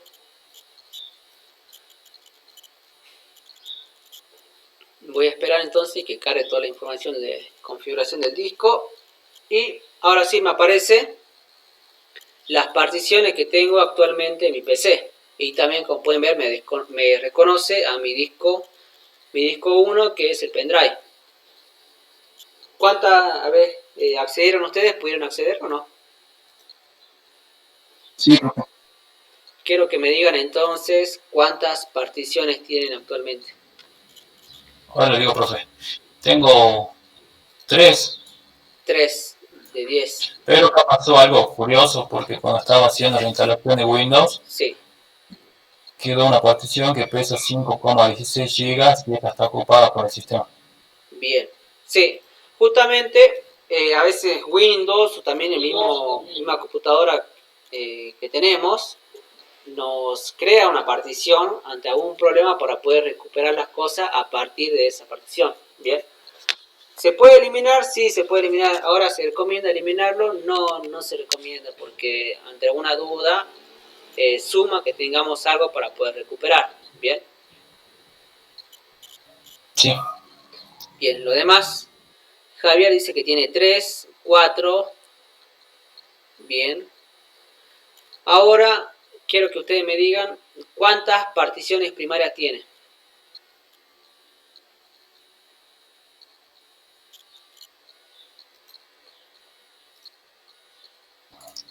A mí me figura que las 3 son particiones primarias. Las 3 son primarias. Sí. A ver, todas primarias, solo una. ¿Qué tienen ahí instalado? Quiero saber.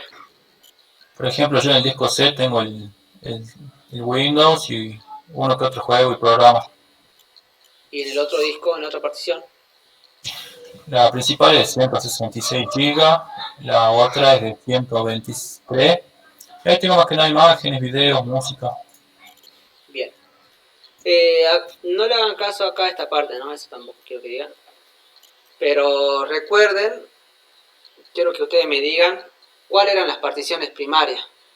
¿Se acuerdan o no? Bien, perfecto. ¿Qué es lo que yo podía hacer entonces en las particiones primarias?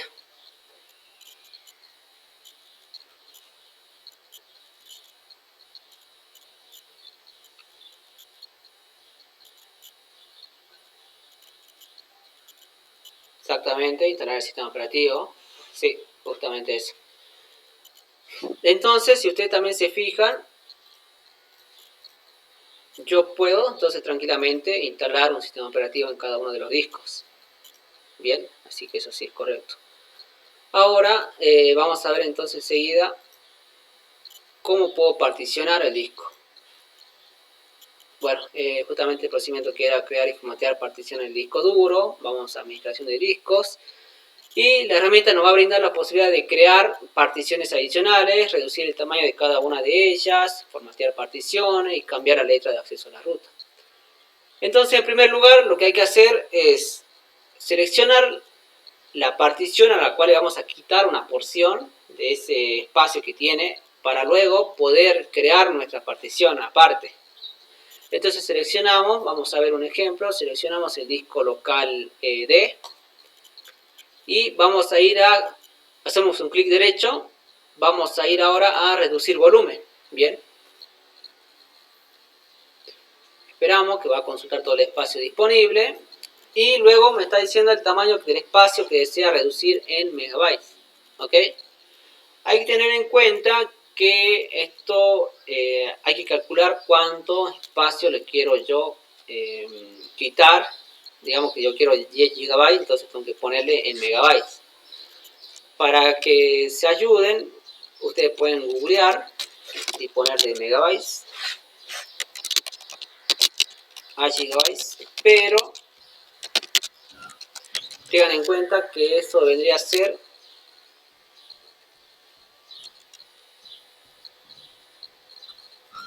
serían 1024 megabytes en gigabyte. exactamente.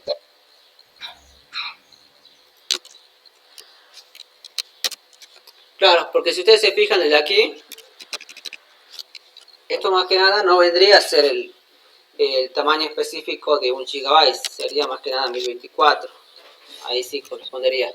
Entonces, ustedes deberían ir a otro tipo de calculador. A ver. Bien, ahora sí. Bien. Con este van a poder ver qué tipo de tamaño le están poniendo. Digamos entonces que yo quiero tener 10 GB. Le voy a dar a calcular. Un total de 10.240 y de esa forma, digamos, solamente quiero 60 GB. 61.440 megabytes. Entonces es lo que yo voy a tener que poner. Ahora también dependiendo del tamaño que tiene disponible para acortarle, para poder reducirle a mi partición. Y digamos de prueba le voy a poner solamente 10 GB. Sí, justamente como estaba diciendo Javier, 1024.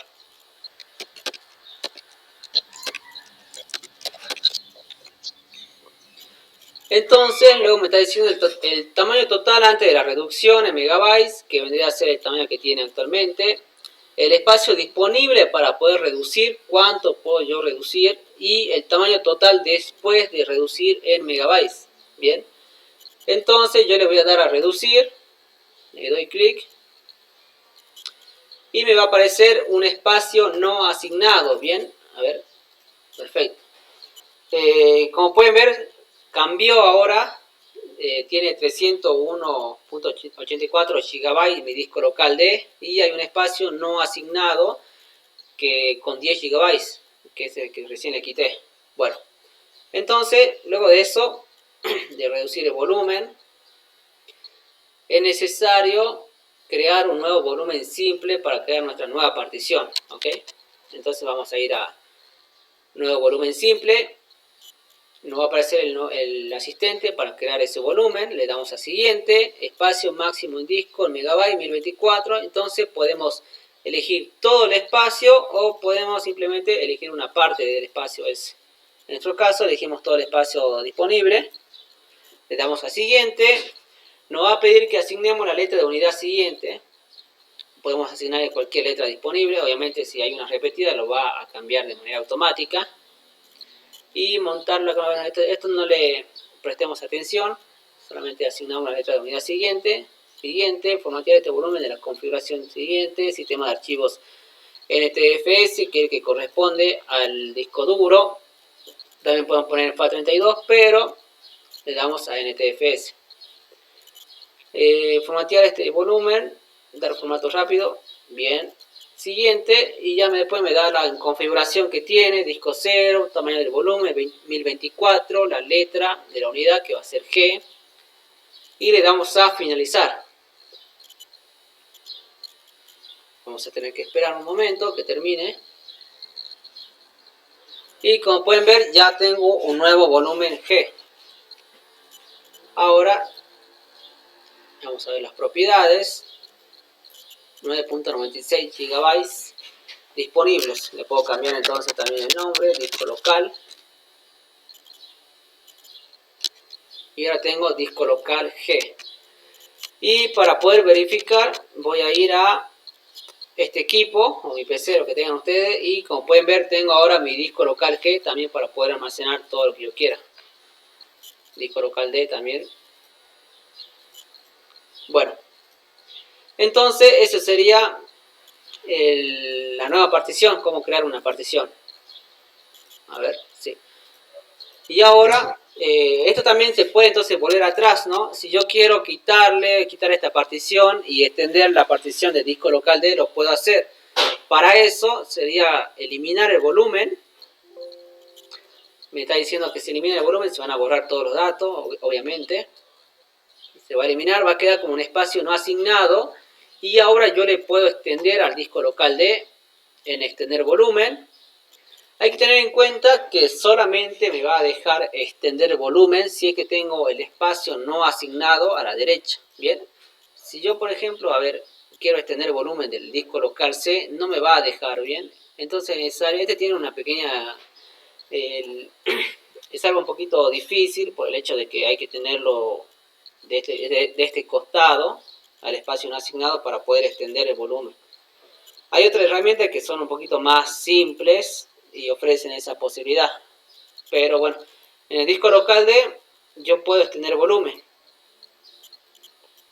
Entonces le doy a siguiente. Y me dice a dónde es que lo quiero quitar y le quiero agregar. ¿Ok? Puede extenderlo, entonces le voy a agregar al disco 0. Le voy a dar los 10.240 megabytes de espacio máximo disponible. Puedo seleccionar todo o le puedo quitar un poquito más. Voy a seleccionar todo. Entonces ahora se seleccionó la siguiente configuración que corresponde al disco 0 y le voy a dar a finalizar. Y como pueden ver, se fue el espacio no asignado y ahora todo eso se fue al disco local D como estaba anteriormente. Bueno, eso sería con el proceso de instalación de Windows. Ahora recuerden que también mencioné que Highland Boot da la opción de realizar particiones con un programa que tiene. Vamos a verlo. A ver. Perdón, sería aquí.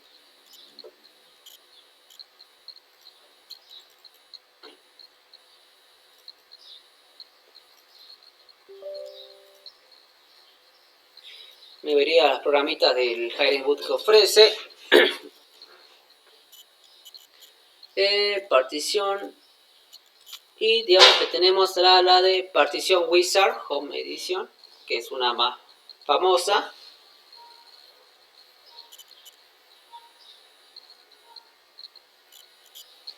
Y ahora también tengo las mismas, entonces las mismas funciones que también me ofrece el administrador de disco de Windows. Me permite a mí extender, me permite cortar también un poco, split. Y de esa manera entonces tengo las mismas opciones que me ofrece, ¿ok? No hay mucho la diferencia, pero este es un poquito más vistoso y como pueden ver, también tengo varios tipos de particiones, ¿ok? Partición final mount, todo ese tipo de cosas. Pero bueno, ya con el de Windows es suficiente. A ver, bien. ¿Hasta ahora alguna duda? Profe, Sí. quería hacer una consulta. A veces cuando uno va a hacer, como usted dijo, formateo y después también va a dejar un espacio para sería el code, muchas veces no me asigna el D, me asigna con el D, lo tomo como pendrive cuando estoy haciendo el formateo. Sí. Yo tengo, cuando ya lo tengo con disco S ya formaré, y una vez que ya lo formateé, inicio en Windows y saco el pendrive, tengo como que volver a formatear para que pueda estar en el disco D, o se lo podría cambiar solamente con cambio de nombre de volumen. Lo que vos podrías hacer es cambiar la letra de la unidad. Sí. Eso sí podrías hacerlo desde el mismo... A ver, vamos a ver. Lo muestro mejor.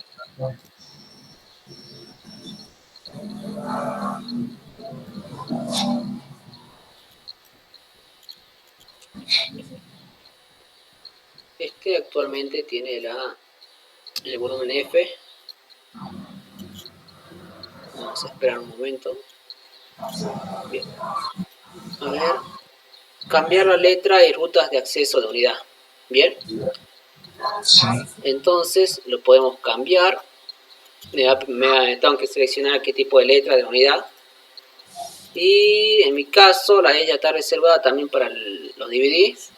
Sí, DVD, pero también puedo poner las demás letras. B, G, todas las que son disponibles. ¿Se entiende? Entonces Sí. vos también podés hacer lo mismo para el tipo de... Bueno, ahora que se está formateando, todavía no puedo hacerlo, pero también puede hacer lo mismo para el pendrive. Y le podrás asignar la última letra, digamos, para que no tenga problemas. O sea, como si yo tengo datos en el pendrive, puedo solamente le va a cambiar el nombre normal disco nada más. ¿Cómo? Perdón, no entiendo bien. O sea, usted me está diciendo que le cambia del pendrive, que no. ¿A vos te da problema con las letras que no me está diciendo? Claro, sí. Sí, o sea, vos podrías cambiarle el del pendrive para que ya tome la misma letra cuando esté poniendo nuevamente el pendrive. En el pendrive no se borraría nada, ¿no? No debería formatear nada, solamente cambiaría el nombre. No va a formatear nada. Listo, profe, muchas gracias. No, por favor. Bien, entonces si estamos bien, los demás, ¿se entiende? Y esto quedó en 32%. 76. Perfecto. Estamos entonces. Bueno, quedarían el repaso, pero eso va a ser mejor para que ustedes me lo respondan cuando me tengan que enviar ahora el trabajo, ¿bien? ¿Qué es formatear una PC? ¿Por qué y cuándo formateamos una PC? Las recomendaciones antes de formateo, cómo se formatea una PC, las 3 maneras que vimos. ¿Qué es particionar un disco? Y por qué es importante particionar un disco. Ahora, ese sería el repaso, las preguntas que tienen que responder. Y los ejercicios vendrían a ser la de formatear un USB desde la terminal, como estoy yo realizando, con formato FAT32 o NTFS y sacar capturas del procedimiento. Ahora también pueden ustedes particionar el disco, sería como ejercicio, particionar el disco con el mínimo permitido y sacar capturas del procedimiento. También algo que quiero mencionarles es que pueden particionar al pendrive, pero solamente lo van a poder particionar si es que formatearon con el formato NTFS. Bien, algo que no voy a poder mostrarles porque están 79%, 80%. Pero si ustedes lo ponen en formateo aquí FS igual a NTFS y luego de que termine el procedimiento van a poder realizar los mismos pasos que vimos anteriormente, pero ahora desde el pendrive. Así que van a tener 2 particiones en el mismo pendrive.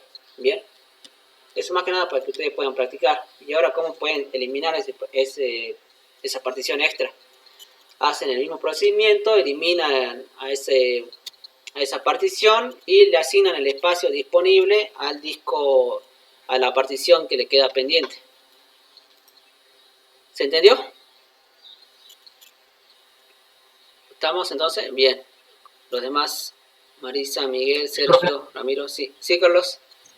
Sí, no está interesante la tarea para hacer. Bueno, perfecto. A ver. Entonces, ¿estamos bien?